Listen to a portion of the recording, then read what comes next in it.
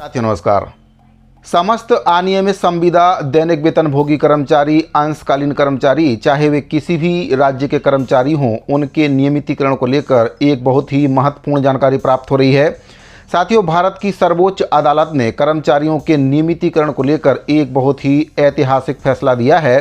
सामान्यतः ये देखने में आ रहा था कि समस्त राज्य, चाहे वे किसी भी राज्य के कर्मचारी हों, लगातार एक ही पद पर कई वर्षों से अनियमित के रूप में सेवा दे रहे थे, लेकिन राज्य सरकारें उनका नियमितीकरण कहीं ना कहीं नहीं कर रही थीं। राज्य सरकारों की ये दलील रहती थी कि उमा देवी प्रकरण के वजह से कर्मचारियों का नियमितीकरण नहीं किया जा सकता है, क्योंकि नियमितीकरण केवल एक बार के लिए ही किया गया था, जिसमें 10 वर्ष की सेवा पूरी कर चुके जो कर्मचारी थे उनका नियमितीकरण किया गया था। अब उनका नियमितीकरण दोबारा नहीं किया जा सकता है। तो उमा देवी प्रकरण जो कि 2006 में दिया गया था, सरकारें ये बहाना बनाती थी कि जो नियमितीकरण है एक बार के लिए था, अब नियमितीकरण संभव नहीं है। तो इसको लेकर भारत की सर्वोच्च अदालत ने स्थिति स्पष्ट कर दी है और उस अदालत की जो कॉपी है, आदेश है, उसको भी मैं आपको दिखाऊंगा कि उसमें क्या कुछ कहा गया है। जो केस अपील दायर की गई थी उस पर सुनवाई करते हुए भारत की सर्वोच्च अदालत ने कर्मचारियों के हक में फैसला सुनाया है। तो पूरी जानकारी आपको इस वीडियो के माध्यम से देने वाला हूं।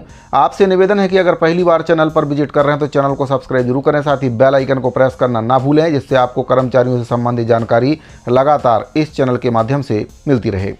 तो साथियों, अनियमित संविदा दैनिक वेतनभोगी, मानदेय, जॉबदर, अंशकालीन, चाहे किसी भी कैटेगरी के कर्मचारी हों, उनका नियमितीकरण संभव है, क्योंकि जो उमा देवी प्रकरण 2006 में जिसके तहत नियमितीकरण का आदेश दिया गया था, उसमें 10 वर्ष की सेवा पूरी करने वाले कर्मचारियों का नियमितीकरण किया गया था। केवल एक बार के लिए नियमितीकरण किया गया था। साथ ही आदेश में कहा गया था कि जो बैकडोर एंट्री कर्मचारी हैं, अब उनको काम पर नहीं रखना है। किसी भी प्रकार से बैकडोर एंट्री कर्मचारियों को काम पर नहीं रखना है।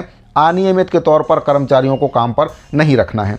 बावजूद इसके सभी राज्यों की सरकारों के द्वारा अनियमित के तौर पर कर्मचारियों को काम पर रखा गया, कम वेतन में उनसे काम करवाया गया और कई वर्षों तक, करीब 2 दशकों तक कर्मचारियों से अनियमित के तौर पर लगातार काम लिया गया। एक ही पद पर बिना किसी बाधा के उनसे काम लिया गया। उनकी कोई भी शिकायत भी नहीं थी। जब उनके द्वारा नियमितीकरण की मांग की गई तो सरकारों के द्वारा पल्ला झाड़ लिया गया और उनके द्वारा ये दलील दी गई कि जो उमा देवी प्रकरण है उसके वजह से नियमितीकरण संभव नहीं है, क्योंकि एक बार के लिए नियमितीकरण की प्रक्रिया की गई थी, अब नियमितीकरण संभव नहीं है।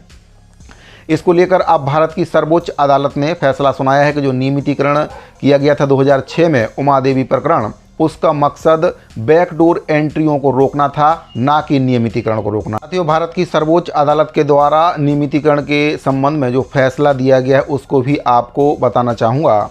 आप देख सकते हैं स्क्रीन पर, ये जो फैसला है भारत सरकार की सर्वोच्च अदालत के द्वारा दिया गया है। भारत के सर्वोच्च न्यायालय में सिविल अपीलीय क्षेत्राधिकारी सिविल अपील संख्या 2024 का SLP संख्या इसमें 5580/2024 से उत्पन्न जग्गो बनाम भारत संघ एवं अन्य। सिविल अपील संख्या इसमें दूसरी है 11086/2024 से उत्पन्न अनीता एवं ORS बनाम भारत संघ एवं अन्य। इसमें जो बताया गया है कि ये अपीलें दिल्ली उच्च न्यायालय के द्वारा दिनांक 8/8/2023 को पारित निर्णय से उत्पन्न हुई हैं। इसमें कहा गया है कि प्रतिवादियों की ओर से हमारे समक्ष निम्नलिखित प्राथमिक तर्क प्रस्तुत किए गए हैं। नियुक्ति की प्रकृति, प्रतिवादियों का कहना है कि अपीलकर्ताओं को पूर्णतः अंशकालिक संविदात्मक आधार पर नियुक्त किया गया था, जो प्रतिदिन कुछ घंटों तक सीमित था। उनका कार्य कभी भी स्थायी या पूर्णकालिक नहीं था, यानी कि जो कर्मचारी थे वे अंशकालिक थे, उनको कुछ समय के लिए काम पर रखा गया था। ना ही वे नियमित पद के विरुद्ध काम कर रहे थे, ना ही उनकी जो प्रकृति है पूर्णकालिक थी। आगे से बताया गया कि स्वीकृत पदों का अभाव। उनका दावा है कि अपीलकर्ताओं को किसी भी स्वीकृत पद पर नियुक्त नहीं किया गया था। प्रतिवादियों के अनुसार स्वीकृत रिक्तियों के बिना नियमितीकरण या स्थायी कार्यबल में समाहित होने का कोई सवाल ही नहीं उठता, यानी कि जो कर्मचारी हैं वे नियमित पद के विरुद्ध काम नहीं कर रहे थे, इसलिए उनका नियमितीकरण नहीं हो सकता है। इसमें उमा देवी मानदंड का पालन न करना बताया गया है। सचिव कर्नाटक राज्य बनाम उमा देवी पर भारी निर्भरता रखते हुए प्रतिवादियों ने तर्क दिया कि अपीलकर्ता नियमितीकरण के लिए आवश्यक शर्तों को पूरा नहीं करते हैं। वे इस बात पर जोर देते हैं कि केवल महत्वपूर्ण भूमिका मनमाना और भेदभावपूर्ण व्यवहार का गठन करती हैं। यानी कि जो उमा देवी प्रकरण है उसके वजह से जो अपीलकर्ता हैं उनको नियमितीकरण नहीं किया जा सकता, क्योंकि नियमितीकरण केवल एक बार के लिए किया गया था। शैक्षिक योग्यता की इसमें बात कही गई है। अपीलकर्ता औपचारिक शैक्षिक आवश्यकताओं पर प्रतिवादियों की निर्भरता को अस्वीकार करते हैं, यह देखते हुए कि इस तरह के मानदंड पहले कभी लागू नहीं किए गए थे और उनके काम की प्रकृति स्वाभाविक रूप से औपचारिक स्कूली शिक्षा की मांग नहीं करती है। यानी कि स्कूलों में जो नैतिक कार्य हैं उनका इसमें कोई भी जिक्र नहीं किया गया। उनका तर्क है कि कई वर्षों से उनकी जो सिद्ध क्षमता को देखते हुए पूर्वव्यापी रूप से ऐसी योग्यताएं लागू करना अनुचित है। यानी कि जो कर्मचारी हैं उनकी ज़्यादा ज़रूरत काम के मामले में स्कूलों में नहीं है, लेकिन फिर भी वे लगातार स्कूलों में कई वर्षों से काम करते आ रहे हैं। उनके द्वारा ऐसा कहा गया कि हम लगातार काम कर रहे हैं, एक ही पद पर कई वर्षों से काम कर रहे हैं, इसलिए हमको नियमित किया जाए। जबकि इसमें तर्क दिया गया है कि उनकी विशेष ज़रूरत स्कूलों में नहीं है और अगर उनको काम से हटा भी दिया जाता है तो काम प्रभावित नहीं होगा। जबकि लगातार उनसे काम लिया जा रहा था, कई वर्षों से उनका काम लिया जा रहा था, यानी कि काम की आवश्यकता थी, लेकिन फिर भी नियमितीकरण करना उनके लिए उचित नहीं समझा गया। समानता और निष्पक्षता की बात इसमें कही गई है। अंततः अपीलकर्ताओं ने कहा कि उच्च न्यायालय ने उनकी नियुक्ति की प्रारंभिक शर्तों पर बहुत अधिक ध्यान केंद्रित करके और उनकी लंबे अभिन्न सेवा की वास्तविकता को अनदेखा करके गलती की है। वे कहते हैं कि निष्पक्षता, समानता और स्थापित न्यायिक सिद्धांत अचानक समाप्ति के बजाय उनके नियमितीकरण की मांग करते हैं। यानी कि जब उनके द्वारा नियमितीकरण की मांग की गई तो उनको सेवा से बर्खास्त कर दिया गया और उनको नियमितीकरण नहीं किया गया, जबकि उनका कहना है कि उनको नियमित किया जाए, क्योंकि उनके द्वारा लंबे समय से जो सेवा है वह अपनी दी गई है।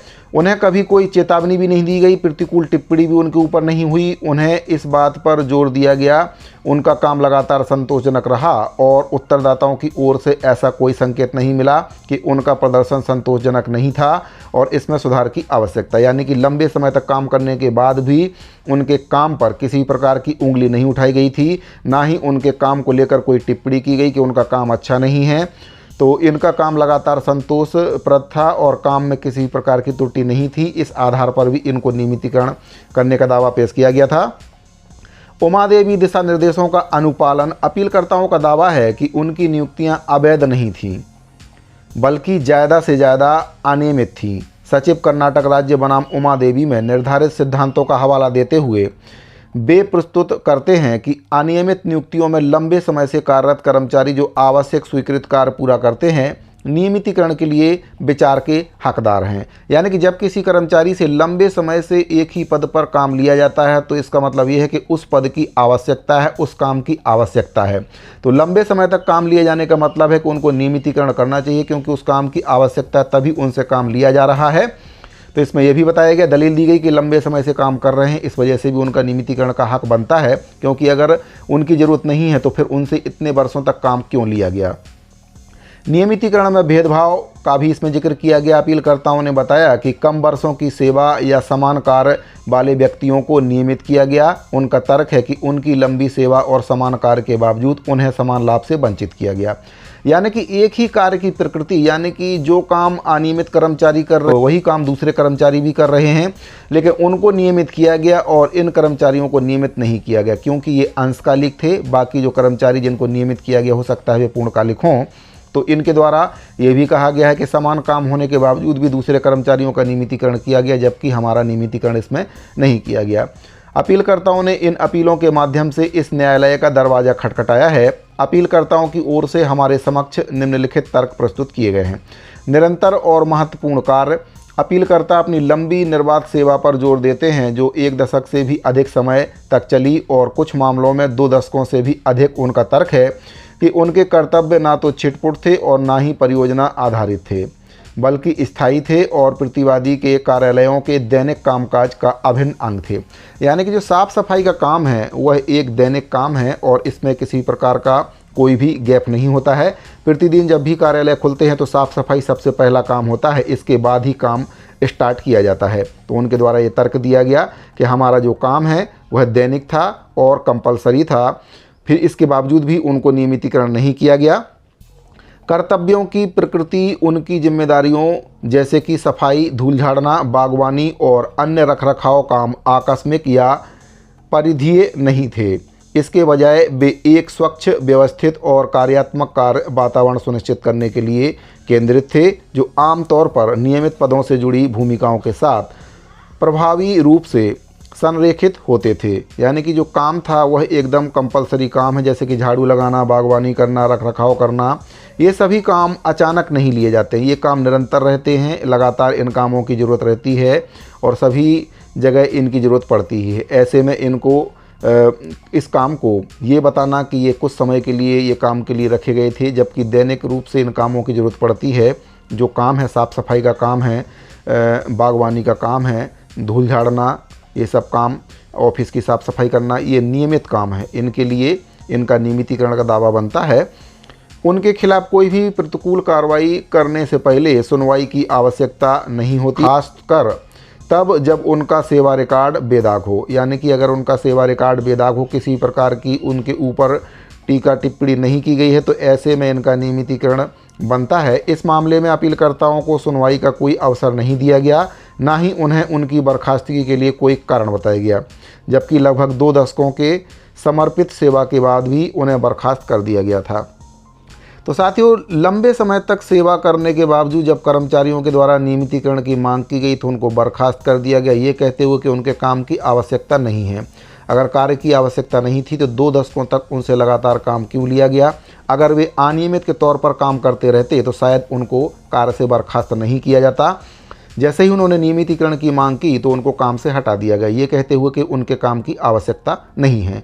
यानी कि अनियमित के तौर पर आप ज़िंदगी भर काम करते रहो तब तो आपके काम की आवश्यकता है, जैसे ही आप नियमितीकरण की मांग करते हो तो आपके काम की आवश्यकता नहीं होती है। कर्ताओं के द्वारा कोर्ट में एक दलील और दी गई कि जो कर्मचारी उनसे योग्यता में कम थे उनका नियमितीकरण या स्थायीकरण किया गया, लेकिन उनका नहीं किया गया। आप देख सकते हैं इसमें चार्ट में जो नाम दिया गया है, राजू पुत्र Shri Bansilal, Shahzad Ali son of Naushad Ali, Poonam wife of late Rajkumar, Nirmala wife of lieutenant स्वर्ग, ये सभी निरक्षर हैं और इनका स्थायीकरण किया गया है। कैटेगरी का नाम इसमें दिया गया है। और जो कर्मचारी ज़्यादा योग्यता या लंबे समय से काम कर रहे थे उनकी सेवा इन कर्मचारियों से ज़्यादा थी, लेकिन उनका नियमितीकरण ना करते हुए इन कर्मचारियों का नियमितीकरण किया गया। तो कोर्ट ने यह भी माना कि कहीं ना कहीं ये गलत है, लंबे समय से एक ही पद पर समान काम करते हुए दूसरे कर्मचारी जो योग्यता कम रखते हैं उनका स्थायीकरण, नियमितीकरण किया गया, लेकिन इन कर्मचारियों का नियमितीकरण नहीं किया गया। तो कई प्रकार के मुद्दों को देखते हुए भारत की सर्वोच्च अदालत ने इनके नियमितीकरण का आदेश दिया है और अब ये आदेश समस्त राज्यों के लिए एक मिसाल बन सकता है, क्योंकि इस आधार पर बाकी राज्यों की सरकारें भी नियमितीकरण कर सकती हैं। बाकी राज्यों के जो कर्मचारी संगठन हैं वे भी नियमितीकरण की मांग कर सकते हैं, क्योंकि जो भारत की सर्वोच्च अदालत का आदेश है वह सभी राज्यों के लिए मान्य होता है और सभी राज्य सरकारों को इसको मानना होगा, क्योंकि अभी तक सरकारें जो उमा देवी प्रकरण है उसकी व्याख्या गलत करके कर्मचारियों को नियमितीकरण से वंचित रखती थी। उनका कहना था कि नियमितीकरण केवल एक बार के लिए था, अब नियमितीकरण संभव नहीं हो सकता है। लेकिन सुप्रीम कोर्ट ने ये स्पष्ट कर दिया है कि जो नियमितीकरण है वह उमा देवी प्रकरण के तहत बाधित नहीं किया गया था। उसमें ये कहा गया था कि जो बैकडोर एंट्री कर्मचारी हैं, अनियमित के तौर पर कर्मचारियों को नहीं रखना है, इसको रोकना था, ना कि नियमितीकरण को रोकना।